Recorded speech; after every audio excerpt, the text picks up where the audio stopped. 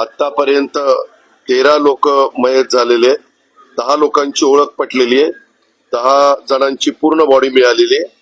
3 मध्ये थोडं शरीराच्या म्हणजे शरीर त्यांचं एक नाहीये, त्याचे गाडी अंगावरून गेल्यामुळं त्याच्या ठिकाणी झालेले, त्याच्यात एक पुरुष आणि 2 महिला आहेत आणि जखमी घटना घडलेली आहे आणि ते निव्वळ अफवांच्यामुळे घडलेली आहे.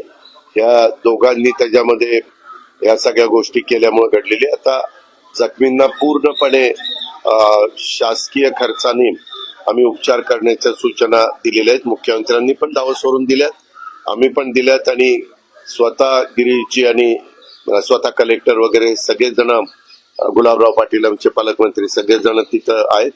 नंतर काही तासांनी मात्र त्या दोन्ही रेल्वे ज्या भागात जायला पाहिजे होत्या त्या भागामध्ये गेल्या आणि तशा पद्धतीनं पुन्हा हे पूर्ववत पदावर ट्रॅफिक त्या ठिकाणी आलेले.